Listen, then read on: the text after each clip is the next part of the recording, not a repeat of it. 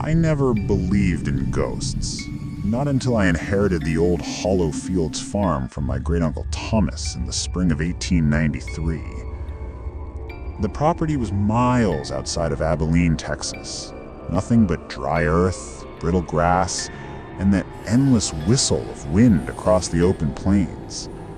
I'd spent my childhood hearing stories about the Hollow Fields farm, about how my uncle lived there alone for nearly 30 years after his wife and son died mysteriously. Nobody in the family ever talked about how they died.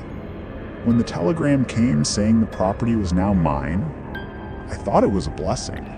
I had just turned 28, broke, and looking for a place to start over. I reached the farm late one evening as the sun bled out behind the horizon. The air was thick and still, the kind that carries the sound of every creaking board and buzzing fly. The farmhouse stood crooked at the end of a dirt road, its windows dark and empty like eyes that hadn't blinked in years. The key barely turned in the lock. The door groaned open. The smell hit me first. Old wood, dust, and something faintly metallic, like dried blood. Inside, everything was exactly as my uncle had left it. His boots still by the door, his hat on the peg, a cold coffee pot sitting on the stove, black and crusty. It felt like he had just stepped out for a moment and would be back any second. I lit an oil lamp and walked through each room. The air was heavy, stale. The floorboards shifted under my boots, moaning like they were tired of being walked on. Upstairs, I found the master bedroom. The bed was perfectly made, but the pillow was indented, like someone's head had just been resting there. I tried to tell myself it was my imagination. On the dresser sat a framed photograph, a woman and a small boy. My aunt and cousin, I assumed. But the boy's eyes were strange, faded, almost white, as if the photograph had burned only that part. That night, I didn't sleep. Around midnight, the wind started howling. The shutters banged against the house. I heard something, a soft tapping coming from upstairs. It wasn't random. 3 slow knocks, and silence. Then again, 3 knocks. I grabbed my lantern and crept up the stairs. The knocking grew louder as I approached the master bedroom. When I opened the door, nothing, just the room, perfectly still. Then I saw it. The photograph on the dresser had fallen face down.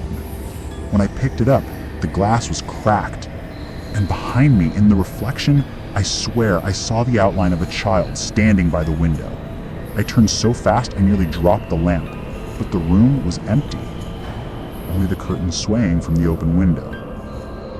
I left the room and didn't come back till morning. Over the next week, things only got worse. Every night, around midnight, I'd hear the same 3 knocks, sometimes from upstairs, sometimes from the hall. Once, I heard whispering. 2 voices, a man and a child. I could make out only fragments.